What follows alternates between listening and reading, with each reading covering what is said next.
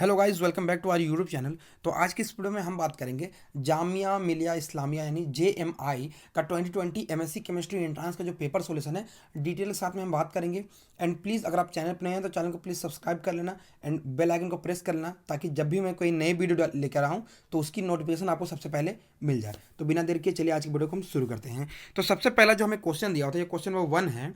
इसमें क्या पूछा गया है, देखिए, the photon of wavelength 400 nanometre corresponds to. देखिए हमें यहाँ पे वेवलेंथ दिया हुआ है एंड यहाँ पे हमें कुछ वैल्यूज़ दी हुई है एंड हम आपको भी यहाँ पे पता नहीं है कि एक्चुअली यहाँ पे पूछा क्या गया है। लेकिन एक्चुअली यहाँ पे जो पूछा गया है वो हमें पूछा गया वेव नंबर यानी म्यू बार पूछा गया है, वो क्या होगा। तो देखिए यहाँ पे वेवलेंथ आपको दिया हुआ लेमडा इज इक्वल टू दिया हुआ 400 आपको यहाँ पे नैनोमीटर दिया हुआ है, ओके। एंड आपको यहाँ पे म्यू बार पूछा गया है, तो आपको पता है mu bar is equal to क्या होता है। Mu bar is equal to होता है 1 बाय आपका होता है लेमडा, ओके। एंड यहाँ पे अगर आप देखेंगे तो यहाँ पे क्या करेंगे हम इसे 1 बाय लेमडा की वैल्यू कितनी दी हुई है 400। एंड देखिए यहाँ पे एक इंपॉर्टेंट बात, यहाँ पे आपके नैनोमीटर में दी हुई है एंड आंसर जो है आपको यहाँ पे सेंटीमीटर इनवर्स में पूछा गया है, ओके। तो इसे आप क्या करेंगे 10⁻⁻7 सेंटीमीटर में जो है आप इसे कन्वर्ट कर देंगे। अब देखिए ये सेंटीमीटर ऊपर चला जाएगा तो ये क्या हो जाएगा, ये 10⁻⁻7 भी ऊपर चला जाएगा तो ये 10⁻7 डिवाइडेड बाय 400 जो हो जाएगा, ओके। एंड ये आपका हो जाएगा सेंटीमीटर इनवर्स। एंड देन इसे आप क्या करेंगे, जब इसे आप सॉल्व करेंगे, जब इसे हम सॉल्व करेंगे तो ये 20 को हम जब ऊपर लेके चले जाएंगे तो ये क्या बचेगा, हमारा बचेगा यहाँ पे 10⁻5 इंटू 1 बाय आपका 4 बचेगा, ओके। इतना आपका वैल्यू आएगा, यह हो गया आपका सेंटीमीटर इनवर्स में। एंड इसी के बाद जब आप इसे सॉल्व कर लेंगे पूरी तरीके से तो आपकी जो वैल्यू आ जाएगी 25000 सेंटीमीटर इनवर्स आपकी यहाँ पे वैल्यू आने वाली है। तो करेक्ट आंसर हो जाएगा हमारा ऑप्शन नंबर सी, ओके। अब हम लेते हैं अपने नेक्स्ट क्वेश्चन को। देखिए नेक्स्ट क्वेश्चन को ध्यान समझिएगा, क्वेश्चन क्या दिया हुआ है। A monochromatic radiation is incident on a solution of 0.05 molar concentration, यानी कंसेंट्रेशन दी हुई है हमें 0.05 दी हुई है, okay, of an absorbing substance. The intensity of radiation is reduce to 1/4, यानी जो मतलब इस तरीके से एक हमें इस तरीके से दिया हुआ एक बीम, इस पे जो है एक इस तरीके से हमें सरफेस दिया हुआ है एंड इसमें जो है एक लाइट आपकी इंसिडेंट हो रही है जिसका आई नोट है एंड जो यहाँ से रिफ्लेक्ट हो रही है, रिफ्लेक्ट हो रही है जो आपने फोटो केमिस्ट्री में पढ़ा है, या फिर जो एब्जॉर्व हो रही है, तो हमारा बच रहा है आई नोट बाय 4, यानी 1/4 जो है यहाँ पे चला जा रहा है, हमें ये बोला जा रहा है, ठीक है। And the initial value of passing through 10 centimetre length, यानी लेंथ का वैल्यू दी हुई है यहाँ पे L इज इक्वल टू क्या दी हुई है 10 सेंटीमीटर आपको यहाँ पे दिया हुआ है। Then what is the molar extension coefficient, यानी अपसाइलन आपको यहाँ पे पूछा गया है। तो चलिए इस क्वेश्चन कैसे करेंगे, मैं आपको इसका सॉल्यूशन आपको प्रोवाइड करता हूँ, ठीक है। तो सबसे पहले अगर आप देखेंगे, मैं यहाँ पे अगर सॉल्यूशन यहाँ पे दूँ आपको पता है, आपने फोटो केमिस्ट्री में पढ़ा है A इज इक्वल टू क्या होता है अपसाइलन CB। इन चीज़ों को मैं मिटाते जाऊँगा, इसलिए आप प्लीज़ नोट करते चलेंगे। A इज इक्वल टू होता है आपका अपसाइलन CB। एंड यहाँ पे देखिए A की जो वैल्यू होती है आप उसे क्या लिखते हैं, इसे आप लिखते हैं लॉग क्या लिखते हैं आई नोट बाय आई लिखते हैं, ओके। ये आपका हो गया इंसिडेंट लाइट जो है आपका आई नोट, एंड जो आई जो है आपका वो रिफ्लेक्टेड है, जो वो कितना बचा है वो हमें पता है आई नोट बाय 4 बचा है, लेकिन उसे हम नेक्स्ट स्टेप में पुट करेंगे। Is equal to epsilon, and यहाँ पे कंसंट्रेशन कितनी दी हुई है, कंसंट्रेशन को हम सी ही अभी लिखते हैं। एंड बी जो है आपकी यहाँ पे लेंथ है, आप इसे एल से भी रिप्रेजेंट कर सकते हैं या फिर बी से भी, तो हम इसे बी में ही रहने देते हैं, ओके।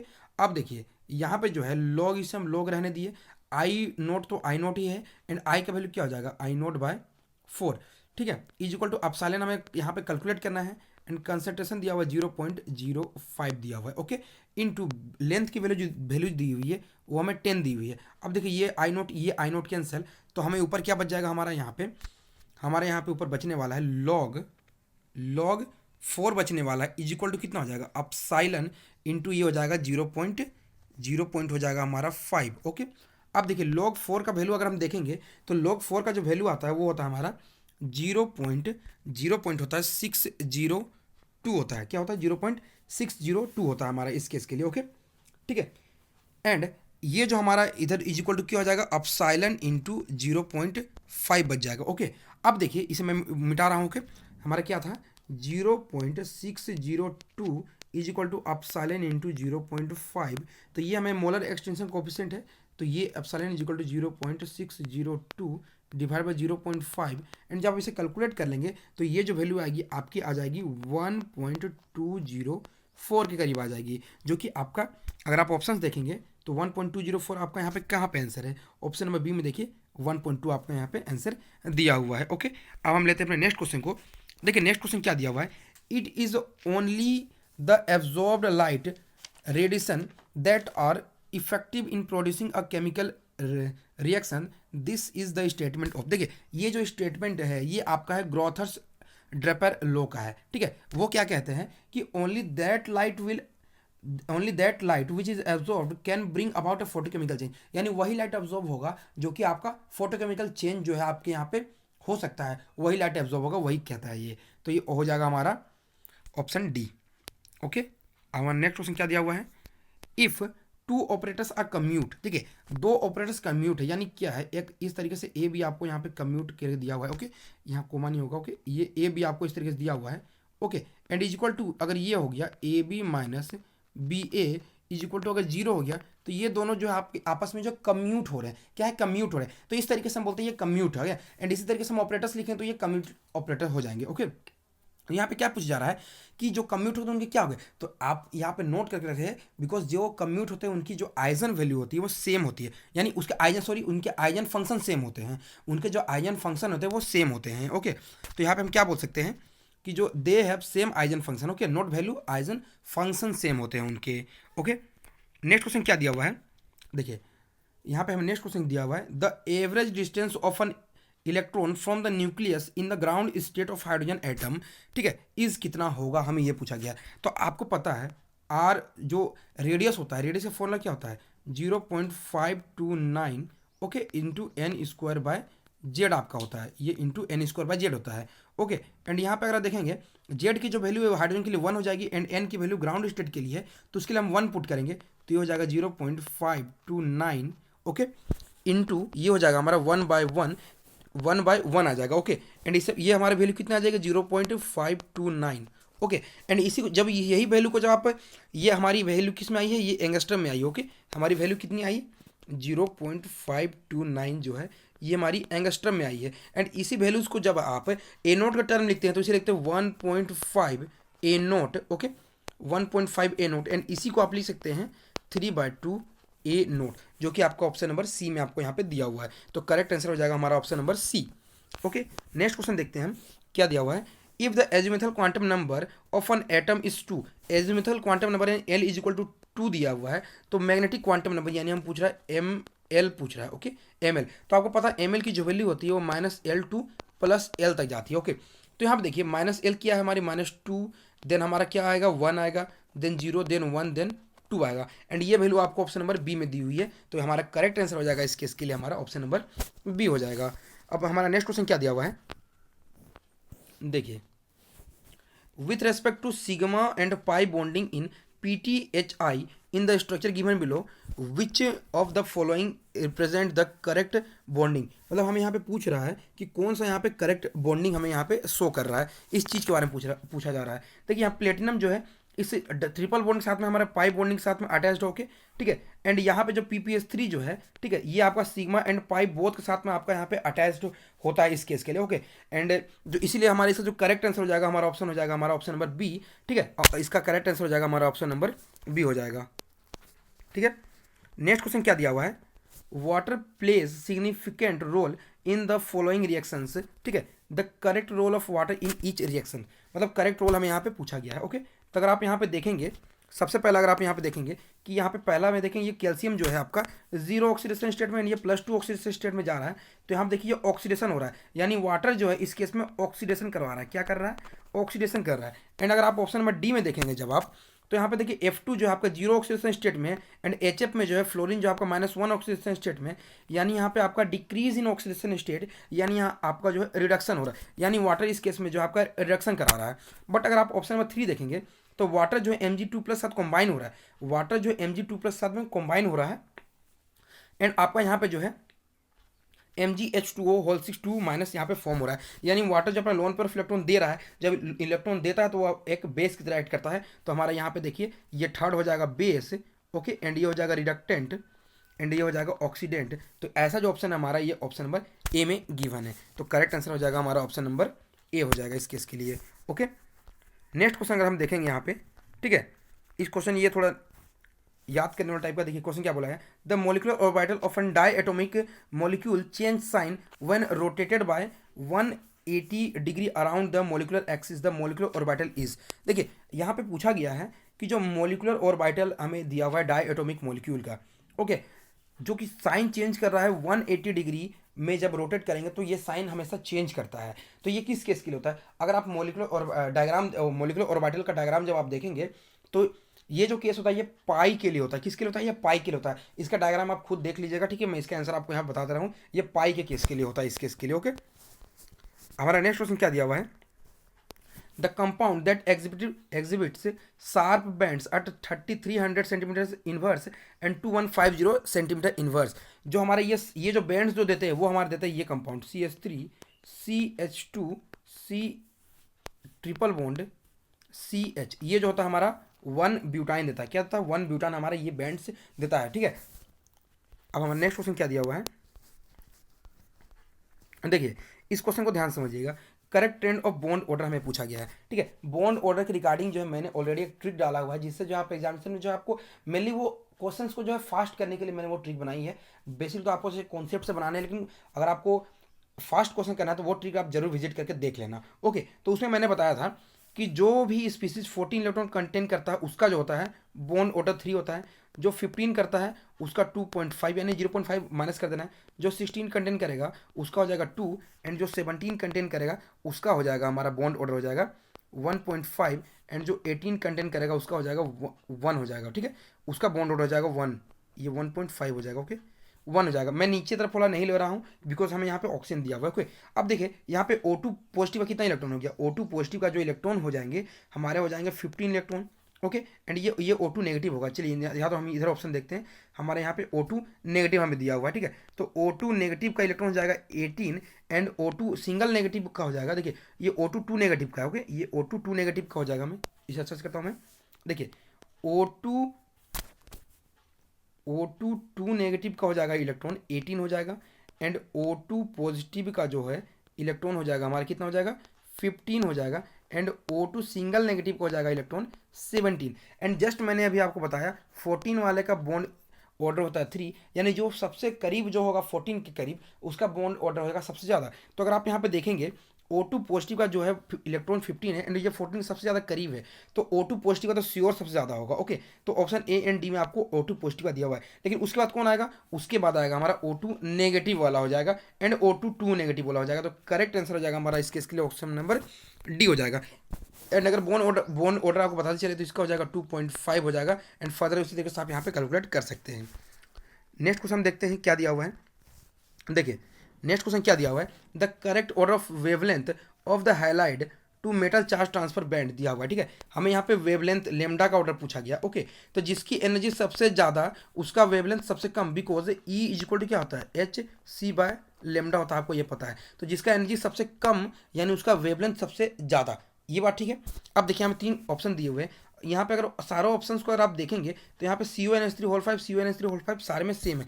बट अगर आपको देखना है क्लोरीन ब्रोमीन एंड आयोडीन, अगर आप इस केस के लिए देखेंगे तो आपको मेनली यहाँ पे स्पेक्ट्रोकेमिकल सीरीज जो है यूज़ करना है। स्पेक्ट्रोकेमिकल सीरीज अगर आप देखेंगे, ठीक है, स्पेक्ट्रोकेमिकल सीरीज अगर आप देखेंगे तो उसमें आप देखेंगे कि जो आयोडीन होता है सबसे लेफ्ट में आता है, देन आपका होता है ब्रोमीन, देन होता है आपका यहाँ पे आपका आता है क्लोरीन। यानी यहाँ पे इन तीनों में अगर हम बात करें तो सबसे अच्छा जो लिगेंड है वो आपका क्लोरीन है। यानी क्लोरीन वाले का जो CFSE जो है सबसे ज़्यादा होगा, CFSE का सबसे ज़्यादा होगा, यानी इसका एनर्जी सबसे ज़्यादा होगा, यानी इसका वेवलेंथ जो होगा सबसे कम होगा, यानी क्लोरीन वाले का तो सबसे कम आने वाला है। तो यहाँ पे सबसे पहला तो आपका 1 आ जाएगा, ओके। चलिए 1 हमने ले लिया। अब देखिए ब्रोमीन एंड आयोडीन में अगर हम देखेंगे तो आयोडीन जो है सबसे वीक है, ठीक है, तो इसका CFSE सबसे ज़्यादा कम होगा, एंड सबसे ज़्यादा कम होगा CFSE यानी इसका एनर्जी जो होगा सबसे ज़्यादा कम होगा। जब एनर्जी सबसे ज़्यादा कम होगा इसका यानी वेवलेंथ सबसे ज़्यादा होगा, यानी आयोडीन वाले का वेवलेंथ सबसे ज़्यादा होगा, यानी 3 जो है इधर आ जाएगा एंड बीच में हमारा 2 आ जाएगा। तो करेक्ट आंसर हो जाएगा हमारा ऑप्शन नंबर बी हो जाएगा इस केस के लिए। उम्मीद है आपको ये समझ आया होगा। नेक्स्ट क्वेश्चन क्या दिया हुआ है? The total number of degree of freedom, ठीक है, of an HBr molecule that is constrained to the translate along a straight line। एक HBr molecule दिया हुआ है, ओके, इससे हमें ट्रांसलेट करना है along a straight line पूछा गया है, okay, but does not have any constraints for rotational and vibrational, हमें ये बोला गया है। तो अगर HBr के लिए बात करें, ठीक है, HBr के जो टोटल जो होता है हमारा डिग्री ऑफ फ्रीडम होता है 3n, यानी ये हो जाएगा 3 इंटू कितने यहाँ पे एटम है 2, तो 3 इंटू 2 इक्वल टू 6 हो जाएगा, ओके। अब यहाँ पे पूछा गया है कि यहाँ पे रोटेशनल और वाइब्रेशन का कंस्टेंट यहाँ पे कुछ भी नहीं है, तो हम क्या करेंगे, दोनों को माइनस कर देंगे, तो 6 माइनस 2 हो जाएगा, दोनों का सम इज इक्वल टू हमारे यहाँ पे 4 हो जाएंगे टोटल डिग्री ऑफ फ्रीडम। जब इन दोनों को हम नेग्लेक्ट करके चलेंगे तो हमारा करेक्ट आंसर हो जाएगा ऑप्शन नंबर सी। ओके, देखिए नेक्स्ट क्वेश्चन क्या दिया हुआ है, इन qualitative analysis inorganic analysis of metal ions, the ion which precipitate as a sulfide in the presence of H2S in warm with dilute HCl। देखिए यहाँ पे जो H2S और HCl है ये आपका ग्रुप 2 के रीजेंट है, किसके, ये आपके ग्रुप 2 के रिएजेंट है, एंड ग्रुप 2 के रिएजेंट उन्हीं करेंगे जो ग्रुप 2 के मेटल्स हैं। तो यहाँ पे मैं आपको पता चला, अगर अगर आपने क्वालिटेटिव एनालिसिस किया होगा तो उसमें आपने ग्रुप 2 में पढ़ा होगा कि आपका उसमें बिस्मथ आता है, Bi3+ आता है। तो इसीलिए यहाँ पे देखिए अनदर, यहाँ पे जितने भी ये आप ग्रुप 2 में नहीं आते हैं तो इन्हें तो ये प्रेसिपिटेट कर नहीं सकता है, यानी हमारा यहाँ पे करेक्ट आंसर हो जाएगा हमारा option number D. Okay, next question देखेंगे अगर हम, ठीक है, the correct statement regarding the observe magnetic properties of, चार हमें यहाँ पे मॉलिक्यूल्स दिए हुए हैं in the ground state. Okay, तो यहाँ पे अगर मैं आपको बता दूँ चारों ऑप्शन में अगर आप देखेंगे तो आपको पता है कि अगर आप इलेक्ट्रॉन काउंट करेंगे सारे के, ठीक है, तो जिसका ओड इलेक्ट्रॉन काउंट आता है तो उसे आप बोलते हैं पैरामैग्नेटिक। बट एक्सेप्शनली अगर आप मॉलिक्यूलर ऑर्बिटल जब डायग्राम बनाएंगे, या फिर आप दो चीज़ें याद रख लिए कि जो O2 होता है भले उसका जो इलेक्ट्रॉन्स इवन भी क्यों ना चला है पर वो पैरामैग्नेटिक होता है। ओके, एंड लगेगा आपको ये डायमैग्नेटिक, लेकिन ये पैरामैग्नेटिक होता है, एंड B2 जो होता है आपका ये पैरामैग्नेटिक होता है, यानी O2 एंड B2 तो आपके यहाँ पे पैरामैग्नेटिक आपके यहाँ पे हो गए। बट अब बात करते हैं हम यहाँ पे NO एंड C2 के केस में। तो अगर NO में देखेंगे तो यहाँ पे टोटल इलेक्ट्रॉन कितने हो गया, 7 + 8 यानी हो गया 15, यानी ये तो हमारा पैरामैग्नेटिक हो गया। लेकिन अगर यहाँ पे कार्बन के केस से देखें तो 6 + 6 इज इक्वल टू हो जाएगा आपका 12, यानी ये तो आपका डायमैग्नेटिक होगा, यानी O2 B2 एंड NO हमारा इस केस के लिए आ रहा है। तो करेक्ट आंसर हो जाएगा हमारा ऑप्शन नंबर ए हो जाएगा। ओके, तो करेक्ट आंसर है हमारा ऑप्शन नंबर ए। ओके, अब हम लेते हैं नेक्स्ट क्वेश्चन को। देखिए नेक्स्ट क्वेश्चन क्या है, among the following the correct statement is. देखिए यहाँ पे कोई सा भी स्टेटमेंट करेक्ट नहीं है मेरे अकॉर्डिंग, बिकॉज अगर आप पहला ऑप्शन को देखें, फर्स्ट ऑप्शन को, the density follows the order. देखिए डाउन द ग्रुप जैसे आप जाते हैं तो मास बाय वॉल्यूम से आप डेंसिटी निकालते हैं, डेंसिटी एंड मास की रेशियो को आप ज़्यादा मान के चलते हैं ताकि डाउन द ग्रुप जो होती है आपकी डेंसिटी इंक्रीज करती है। बट यहाँ पे देखें सीजियम रुबेडियम तो है, लेकिन यहाँ पे पहला देखेंगे तो लिथियम एंड सोडियम में देखिए यहाँ पे इनकरेक्ट दिया हुआ है, बिकॉज लिथियम से ज़्यादा होगी सोडियम की, ना कि सोडियम की ज़्यादा होगी, बिकॉज सोडियम का जो होता है मास ज़्यादा होता है, ठीक है, या फिर अगर हम मोलिकुलर मास या मास जो भी हम लेके चले तो सोडियम का ज़्यादा होता है इस केस के लिए, तो ये तो हमारा नहीं होगा। ऑप्शन 2 देखें तो solubility of in water follows the water. यहाँ आप देखेंगे मैंने आपको एस ब्लॉक के लिए जो है आपको एक वीडियो ऑलरेडी बना के रखा हुआ है, ठीक है, उसे आप जाके देख सकते हैं। वहाँ पर मैंने ये बताया था कि जो CO3 जो 2- ये आपका बिगर एनायन है, एंड बिगर एनायन जो होते हैं बिगर केटायन के साथ में जो है ज़्यादा अच्छा बॉन्डिंग देते हैं। तो आपको पता है एंड ज़्यादा अच्छा बॉन्डिंग देते हैं तो उसकी लेटेस्ट एनर्जी हाई हो जाएगी, बिकॉज वहाँ पे ओवरलैपिंग अच्छा होगा। तो यहाँ पर अगर हम स्टेबिलिटी की बात करेंगे तो CsCO3 सबसे ज़्यादा स्टेबल होगा। ओके, तो एंड K2CO3 सबसे ज़्यादा, उसके बाद स्टेबल होगा, then sodium and then lithium होगा इस केस के लिए। यानी स्टेबिलिटी की बात करें तो ये स्टेबिलिटी वाटर तो हमारा सेम है, लेकिन आपको ये पता है कि जो ज़्यादा स्टेबल हो तो जल्दी हाइड्रेट होगा ही नहीं, एंड जल्दी हाइड्रेट होगा नहीं या फिर सोल्यूबल होगा नहीं, तो ये तो हमारा करेक्ट आंसर होगा ही नहीं। यही चीज़ अगर ऑपोजिट दिया हुआ था, इस तरीके से दिया होता तो लिथियम वाले का सबसे ज़्यादा यहाँ पे इस केस के लिए आपका सोलिबिलिटी होता है इस केस के लिए, तो ये ऑप्शन भी हमारा गलत दिया हुआ है। एंड यहाँ पे देखिए फर्स्ट आयोनाइजेशन एनर्जी हमें पूछा गया है, ठीक है, तो यहाँ पे देखिए आयोनाइजेशन यहाँ पे हमें जो यहाँ पे दिया हुआ है, तो अगर आप देखेंगे लिथियम की सबसे ज़्यादा बिल्कुल करेक्ट है, लेकिन देखिए सोडियम और पोटेशियम में सोडियम की ज़्यादा होती है ना कि पोटेशियम की ज़्यादा होती है। ओके, तो ये भी हमारे यहाँ पे इनकरेक्ट है। एंड मेल्टिंग पॉइंट जो है हमारे यहाँ पे सरासर गलत है, बिकॉज SrCl2 का बहुत ज़्यादा मेल्टिंग पॉइंट होता है, करीब करीब 874 का, एंड MgCl2 का अगर हम बात करें तो ये 714 डिग्री सेल्सियस से करीब होता है। तो आप यहाँ बोल सकते हैं ये ऑप्शन भी आपका रॉन्ग है, यानी यहाँ पे कोई सा भी ऑप्शन मेरे अकॉर्डिंग तो करेक्ट यहाँ पे नहीं है। ओके, देखिए नेक्स्ट क्वेश्चन क्या दिया हुआ है, लो spin iron centre is present in. जो लो स्पिन आयरन सेंटर होता है वो ऑक्सी फॉर्म ऑफ हेमोग्लोबिन में होता है। क्या होता है, ऑक्सी फॉर्म ऑफ हेमोग्लोबिन में आपका ये प्रेजेंट होता है। ओके, नेक्स्ट क्वेश्चन क्या दिया हुआ है, देखिए इस क्वेश्चन को ध्यान से देखिएगा, गिवन दैट, देखिए given that CfSc4 COH2 2 positive is इतना दिया हुआ है, कैलकुलेट डेल्टा नोट इन किलोजूल पर मोल दिया हुआ है। ओके, तो यहाँ देखिए इस केस के लिए माने तो ये हमारा कोबाल्ट 2 कम्प्लेक्स है, कोबाल्ट 2 पॉजिटिव हमारा कम्प्लेक्स यहाँ पे दिया हुआ है, तो इसके लिए चलिए हम CfSc कैलकुलेट करते हैं। देखिए कोबाल्ट 2 पॉजिटिव यानी हो जाएगा हमारा D7 हो जाएगा। अगर इलेक्ट्रॉन आप पुट करेंगे तो किस तरीके से होगा, ये इस तरीके से, एंड यहाँ पे ये, तो ये 1 2 ये हाई स्पिन कम्प्लेक्स होगा बिकॉज वाटर है, 3 4 5 एंड ये 6 7, एंड यहाँ पे अगर आप CfSc कैलकुलेट करेंगे तो ये कितना हो जाएगा -1.2, ठीक है, एंड यहाँ पे हो जाएगा +2.0 होल डेल नोट हो जाएगा, यानी ये आपका आ जाएगा 0.8 डेल नोट। यानी जो है हमारी यहाँ पे अगर देखेंगे, इसे आप नोट कर लेना, ठीक है। CFSE is equal to 0.8 del naught आया है, एंड हमें ये डेल नोट पूछा गया है। CFSE हमें कितना दिया हुआ है, CFSE की बात करें तो हमें दिया हुआ है 7360 इज इक्वल टू हमें दिया हुआ है 0.8 इंटू डेल नोट दिया हुआ है, ओके।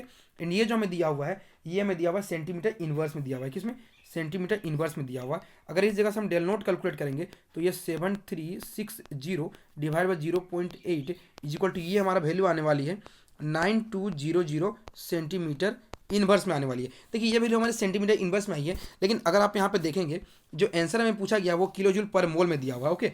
तो हमारी डेल नोट की वैल्यू कितनी आई है मेरे, हमारी यहाँ पे 9200 सेंटीमीटर इनवर्स में था, ओके। ये सेंटीमीटर इनवर्स में था, तो इसे हम किलो जूल पर मोल में कन्वर्ट करेंगे तो क्या करेंगे, इसको जो है 1.196266 इंटू 10⁻⁻² से मल्टीप्लाई कर देंगे, तो ये हमारा किलो जूल पर मोल में आ जाएगा, ओके। एंड इसे जब आप सॉल्व करेंगे तो ये आपकी वैल्यू आने वाली 110, यानी ये जो है आपकी वैल्यू जो है ये आपकी किलो जूल पर मोल में आ जाएगी, ओके।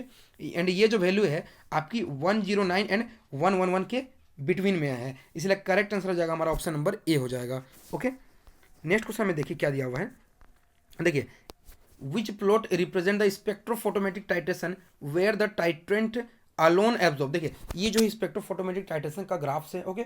एंड इसे आपको कुछ मतलब 4-5 ग्राफ होते हैं, ये आपको याद रख लेना है। एंड यहाँ पे क्वेश्चन क्या बोला, जब टाइट्रेंट अलोन जब आपका यहाँ पे एब्जॉर्प्शन शो कर रहा होता है तो उस केस में ग्राफ जो होता है आपका कुछ इस तरीके का आता है, ठीक है। जो हमारा करेक्ट आंसर हमें दिया हुआ है ऑप्शन नंबर ए हो जाएगा इस केस के लिए, ओके। नेक्स्ट क्वेश्चन क्या दिया हुआ है, देखिए KF NaF, KF, MgO and CO are crystalline solids. They have NaCl lattice structure दिया हुआ है। The latest energy varies in water. देखिए जो लेटेस्ट एनर्जी होता है, ठीक है, इस यहाँ पे अगर किसी टाइप का स्ट्रक्चर दिया हुआ उसे आप नेगलेक्ट करें, जो लेटेस्ट एनर्जी होता है U इज इक्वल टू होता है आपका charge divide by size, okay.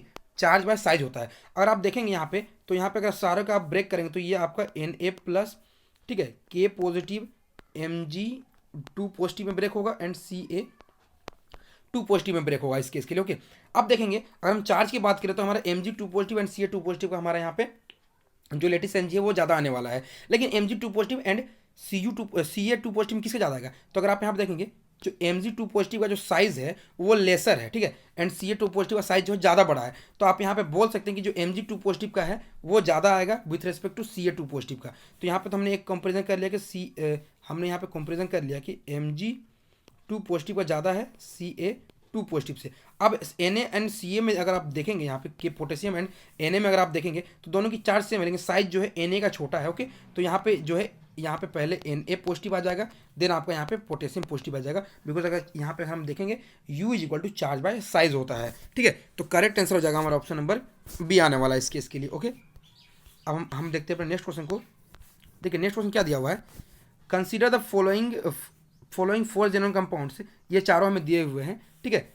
And क्या पूछा गया है, pair of xenon compounds expected to have non zero dipole moment किनका होगा इस केस के लिए। तो यहाँ पे सबसे पहले मैं बता दूं जो XeF2 है, ठीक है, ये XeF2 जो है ये आपका होता है, इसका शेप जो होता है ये लीनियर होता है, एंड ये लीनियर होता है, इसकी डाइपोल मोमेंट जो होती है ये तो होगी जीरो, बिकॉज इसकी जो डाइपोल मोमेंट होती है आपकी जीरो, तो जहाँ जहाँ XeF2 से तो आप यहाँ पे हटा दें, ओके। अब हमारा option number A and D बचा, तो अगर आप यहाँ पे देखेंगे पहला में XeF6 दिया हुआ है एंड XeF4 दिया हुआ है। अगर हम XeF4 को ही लेके चले तो कि XeF4 का जो स्ट्रक्चर होता है स्क्वायर प्लेनर होता है, क्या होता है, स्क्वायर प्लेनर होता है, ठीक है। जो यहाँ पे इसकी जो शेप होती है स्क्वायर प्लेनर होती है एंड रिजल्टेंट डाइपोल मोमेंट होगा इस तरीके से जो है कैंसिल हो जाएगा and mu is equal to हमारा जीरो हो जाएगा, यानी जिसमें XeF4 है उसी पे आप नेगलेक्ट कर दे, इस तरीके से एक्सेप्ट करके जो है हम यहाँ पे ऑप्शन डी को करेक्ट कह सकते हैं, बिकॉज यहाँ पे अगर जो XeF6 है ये आपका पेंटागोनल बाइपिरामिडल है एंड XeO3 जो है आपका टेट्राहाइडल स्ट्रक्चर यहाँ पे शेप है इसका, या सॉरी टेट्राहाइडल ज्योमेट्री है इसकी, ओके। ये हमारा हो जाएगा इसका करेक्ट आंसर, ओके।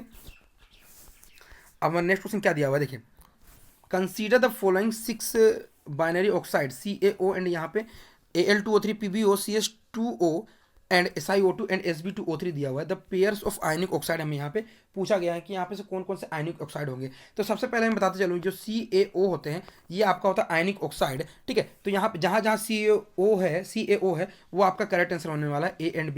लेकिन अगर यहाँ पे बात करें जो PbO होता है वो आपका यहाँ पे ये आपका आयनिक होता ही नहीं है। ओके, जो PbO होता है आपका आयनिक नहीं होता है। एंड Al2 होता है, Al2O3 होता है आपका कोवलेंट कंपाउंड होता है। बट इसके अकॉर्डिंग जो है यहाँ पे तो कोई आंसर हमारा आ नहीं रहा है, बट जो इन्होंने आंसर की में जो आंसर दिया था उसके अकॉर्डिंग जो है ऑप्शन नंबर ए आ रहा है। बिकॉज हो सकता है Al2O3 सर्टेन अमाउंट थोड़े मोड़े जो होते हैं हमारे आयनिक कैरेक्टर जो है शो करते हैं, इसी रीजन से जो है हमारा ये हमारा ऑप्शन नंबर ए इसका करेक्ट आंसर इन्होंने दिया था। ओके, नेक्स्ट क्वेश्चन क्या दिया, on hydrolysis of aluminium carbide. जो एल्यूमिनियम कार्बाइड है, ठीक है, एल्यूमिनियम कार्बाइड को जब आप हाइड्रोलिसिस करते हैं तो ये आपका मेथेन फॉर्मेशन करता है। क्या करता है? मेथेन फॉर्मेशन करता है। ये आप याद रखेंगे, जो एल्यूमिनियम कार्बाइड होता है उसे आप हाइड्रोलिसिस करने से वो मेथेन का फंक्शन कर देता है। ओके, नेक्स्ट क्वेश्चन क्या दिया हुआ है हमें, देखिए, predict the geometry of TeF4। TeF4 के लिए जो हमें यहाँ पे ज्योमेट्री पूछी गई है। ओके, तो ये ऑक्सीजन फैमिली का है। इसका स्टेरिक नंबर अगर आप काउंट करेंगे तो ये 4 कोवलेंट बॉन्ड जो है आपका सिग्मा बॉन्ड है फ्लोरीन का, एंड प्लस इसके पास लोन पेयर होगा। ठीक है, 4+1 यहाँ पर लोन पेयर हो गए, यानी ये हो जाएगा आपके 5। एंड ये 5 किसके होते हैं? ट्राइगोनल बाय पिरामिडल के होते हैं, सॉरी ट्राइगोनल बाय पिरामिड के होते हैं। तो यहाँ पे करेक्ट आंसर हो जाएगा आपका ऑप्शन नंबर सी हो जाएगा इस केस के लिए। एंड हमारा आज का लास्ट क्वेश्चन है, the metal ion enzyme involve the hydration of CO2। देखिए, जो CO2 का जो हाइड्रेशन होता है वो Zn2 पॉजिटिव के थ्रू होता है। किसके थ्रू होता है? Zn2 पॉजिटिव का। एंड ये जो क्वेश्चन है ये आपका बायो इनऑर्गेनिक केमिस्ट्री का क्वेश्चन है। ठीक है, तो यहाँ पे इसका करेक्ट आंसर हो जाएगा हमारे Zn2 पॉजिटिव। तो उम्मीद है आपको सॉल्यूशन अच्छे लगे। प्लीज़ अगर अच्छे लगे तो प्लीज़ वीडियो को लाइक करना, चैनल को सब्सक्राइब करना। मिलते हैं इस तरीके के नेक्स्ट वीडियो के साथ में, तब तक के लिए धन्यवाद।